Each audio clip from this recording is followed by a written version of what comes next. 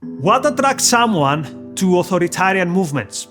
I should know something about all this because in my youth I was both a communist and an anti-Semite.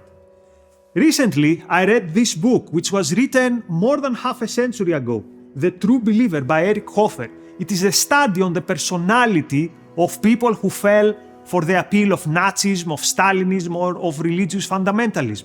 It made me realize many things about myself and what was my true motivation when I joined such movements.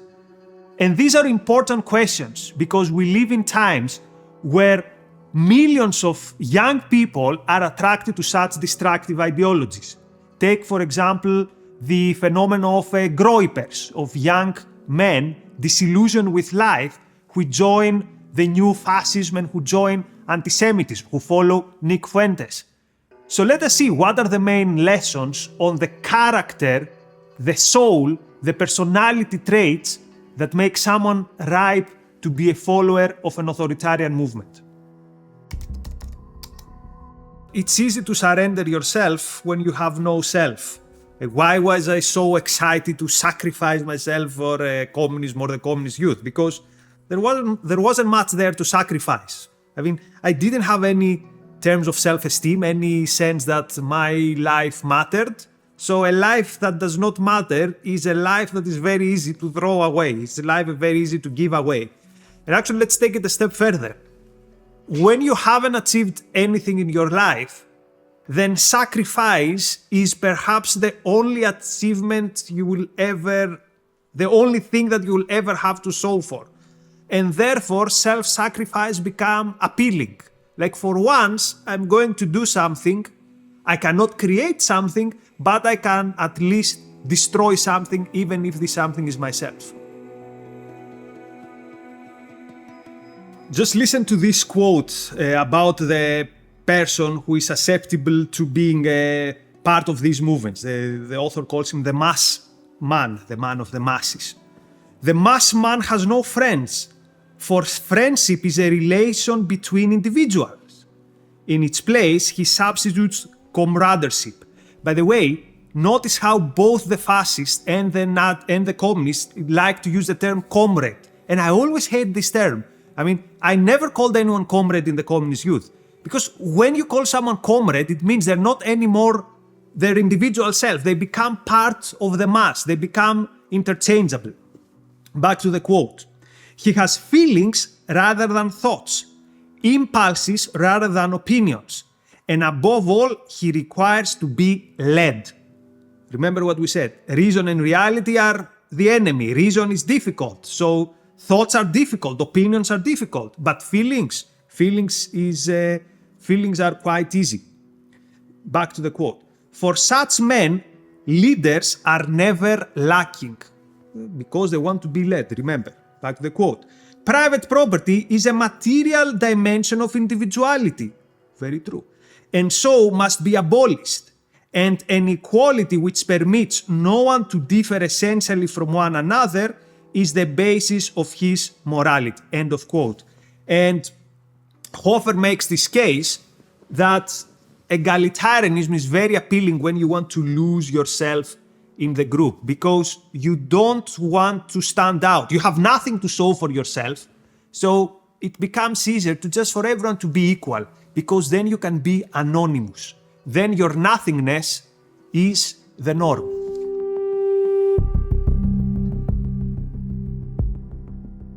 I hate this phrase. Jordan Peterson is big in using this phrase, but what does it mean to live for something bigger than yourself? It means that when you feel your life has no meaning, now you want to immerse yourself with something else. And this is excellent for any authoritarian wannabe.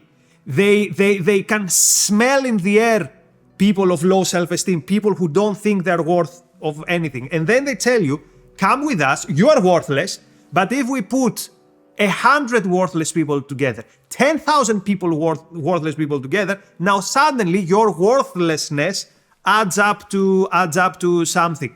Now I'm going to make you forget yourself because you hate yourself, you hate your life, you're not doing much with your life.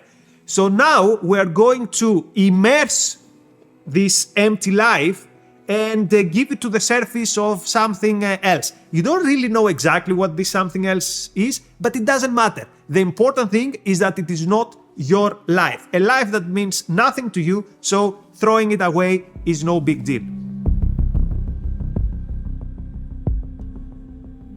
Eric Hoffer said that someone who is bored, someone who finds that his life is boring, is the perfect subject for totalitarian, is the perfect subject for authoritarian movements. And it makes sense, right? Imagine saying I'm bored. Like, what does this even mean? You live in such a time where you could be doing 3 million things. When you say I'm bored, you are actually saying I'm bored with my life. You are actually saying I'm bored with myself. And again, here comes the Stalin, the Hitler, the Black Lives Matter, the Nick Fuentes, and they're telling you, come join my movement and I will release you from yourself. I will release you from the misery that is your existence. And you will forget yourself, and again, you will immerse yourself to something bigger. So yes, someone who is bored is often a red flag. How can you be bored? Like, life can be so exciting. Yeah, Eric Hoffer makes this great point, right? So whether it's the fascist talks you about the past and how it's going to give rise to a great future, the communists go straight to the great future. But it's always the past or the future. It's never the present, because the present is too much tied to reality. The present is too much tied to your life. So if I talk to you about the past and the future, you were not there. You don't know if you're going to be there. So again, it's easy to lose yourself in the promise of the past and the promise of the future. Whereas today, now, it is you. It is your life. And we don't want that. It's too much tied to this world, to thinking, to reason. We don't want these things. So the past and the future are comfortable places because they don't expect anything from you. They just expect from you to daydream and actually to dream big. And this is such an excellent point by Hoffer. The more of a loser you are, the easier it is for you to dream big. Maybe you haven't achieved anything in your life. Maybe you don't even have a job. Not because there's like an objective reason, I don't know, you're injured or there's like 80% unemployment, but because you don't bother. So you haven't achieved anything, but you promise that you will change society. You promise you will change the world. And no one can keep you accountable to that. People can keep you accountable to why don't you have a job. It's objectively, then it is your responsibility. And you have no excuse. But if your goal is, I'm going to change the world and destroy capitalism, then you have all the excuses in the world. Oh, all the other people are alienated and brainwashed and I couldn't help it. And this is why so many losers, according to Hoffer, like to think about big visions of the future, but never about the present, and God forbid, never about their own lives. In communism, the key is it can never be real communism. And notice how Marx wrote piles upon piles of books and papers, and he never bothered to properly define communism.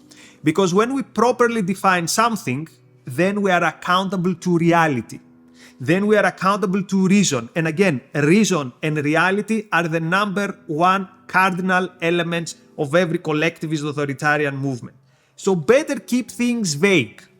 Better muddy the waters. I think it's a Nietzsche phrase. I'm like, if you muddy the waters, you can't see how shallow the waters are.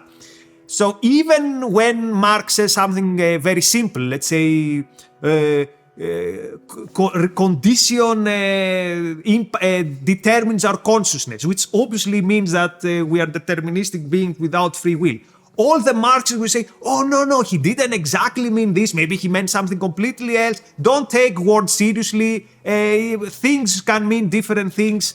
And all this is a huge, pun intended, red flag for me. It means that you want to obfuscate, you want to hide what you truly believe. So be very suspicious of people and of movements who do not use clear language that a person who is interested in understanding the world could understand without needing a companion and translations. So when I was a young communist, I was obsessed with Cuba. I had a huge Cuba flag in my room, posters of Fidel, the whole thing. And yet, although I had the opportunity, I did not want to travel to Cuba. Because if I traveled to Cuba, I would have to face the ultimate enemy, which is reality. It would be in front of my eyes what a disaster socialism is for Cuba. And Ayn Rand had this take that one of the worst moral crimes is evasion, trying hard not to see, closing your eyes, and where you could see, trying not to see. So if I would go to Cuba, my evasion would have to be over. I would have to face that I am actually supporting a system that dehumanizes people. So this is how you had this seemingly paradox. Someone who was so excited with Cuba, considered Cuba like the best place on earth, and at the same time, he would never ever want to travel to Cuba because he would have to open his eyes. Yeah, speak about that when you are a loser, you can't wait to throw yourself to anything that makes you forget who you are. So I remember summer of 2006, I was on a personal low in my personal life. And I hated my life. There's no other way to put it. And that summer was the summer where my political activism was at the peak. The student movement in Greece was at a very turbulent period. And I remember the thing that I expected mostly from my participation in this movement, which often was a violent movement, was to forget myself. That here with my comrades, I'm not anymore the heartbroken, the bitter person that I am in the world, in the real world. It's as if I entered a different realm. We were occupying universities because we were against higher education reform. Now, the higher education reform was completely non-important, non-significant. Greece only had public universities, private universities were not allowed, so it's not that it was any major reform. But always we wanted to find a reason to oppose the government and to show how radical we are. So that's the interesting thing. Out of the 100 people in the student, for every 100 people in the student movement, I doubt you could find two who could tell you exactly what was their problem with this higher education reform. So we're protesting, clashing with the police, clashing with each other quite often, among leftists, with other leftists, with anarchists. And why was all that? God only knows. It was more like revolutionary training, revolutionary practice. Destroying something is easier, right? It doesn't require particular effort. And if distraction is something which takes credit, if you feel virtuous for destroying something, I'm going to tear down the bourgeoisie. Well, I cannot compete in anything with the bourgeoisie. I cannot do what they did. I cannot create what they created, but I can tear down. And if there's a movement that tells me that there's virtue in tearing down, now suddenly I feel I matter. I feel I can do something. I have this glee in my eye, the glee of distraction. It's as if, imagine how a superhero puts his uniform and now he's a superhero. Except that now you're not a superhero, you're still a loser, but you don't anymore remember that you're a loser because now your life suddenly has a meaning because you are fighting for something. And to be honest, I didn't even know exactly what was the aim of the student movement. What I knew was that this student movement could, for some hours every day, take me away from my miserable life. And notice what is the ultimate stage of wanting to destroy. It is being a nihilist, standing for nothing, wanting to achieve nothing and just wanting to destroy. And we have seen this actually in movements. Like, for example, what were the Khmer Rouge in Cambodia after? They knew that they were not building something, but they were tearing down. Like, if you are educated, we're going to make you a farmer. And we know that by doing this, we're going to bring down production. They knew that they would starve. Stalin, when he began his collectivization, he knew that Soviet people would suffer. Probably his power could also suffer, but they didn't care. Destroying the kulaks for them was more important than building something. And this is the mindset of a nihilist. I don't want to achieve something, I just want to destroy. I want to destroy because I cannot build it. It's what Ayn Rand said, hatred of the good for being the good. There's always an Ayn Rand quote.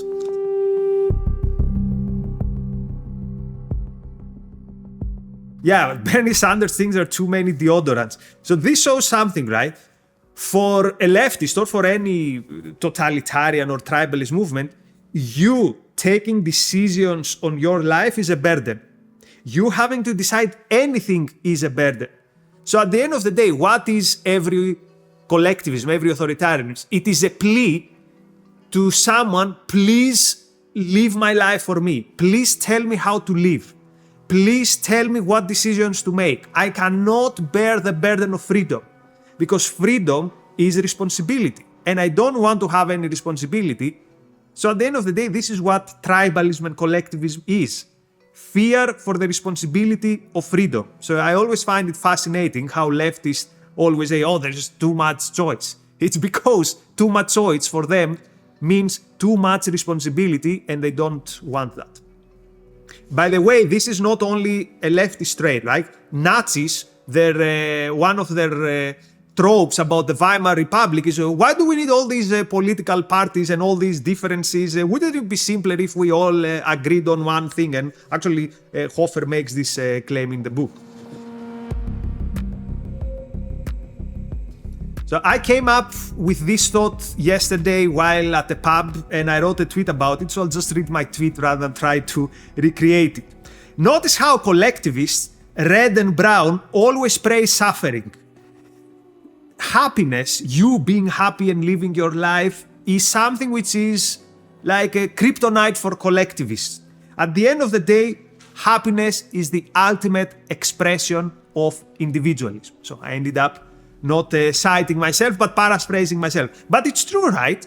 If you are happy, you're happy because you have achieved something which is yours, a value, a goal, a dream which is yours. And the authoritarian, the collectivist, doesn't want you to have your own dreams, your own goals. They want you to have their own goals. And actually, calling you to suffer, again, is something which comes easy to you if you haven't got much of a self and much of a life to live for. So imagine if Putin or any other dictator who wants to throw people to be cannon fodder would go to people who have been trained, who have been educated to love themselves, to consider happiness the highest virtue, and telling them, I want you to go and fight and die in Ukraine for the glory of Mother Russia. These people would be like, what are you talking about? Get the hell out of here. We don't want to hear that. I want to live my life. Go and die for Ukraine. How can this happen? So the only reason all these dictators throughout history can send people to their death is because these people have been trained by the dominant morality to believe that sacrifice and suffering is a virtue. If they truly believe that happiness is a virtue, they would tell to all these authoritarians, to all these tyrants, to go, and we can't say bad words, to get out of the way. So at the end of the day, what is the common denominator to all these character traits? And again, here, I want to make something very clear. I'm not talking down to people because all these are the results of introspection to the person that I was. And all these character traits can come down to the line that Ayn Rand uses in her novels, and the bad guys always say that line. I couldn't help it. The person who follows authoritarian movements, their trope in life is I couldn't help it. I cannot live my life. I cannot bear the responsibility of living my life. So please, someone take off this responsibility of me. I haven't got free will. I haven't got agency. I cannot live on this earth.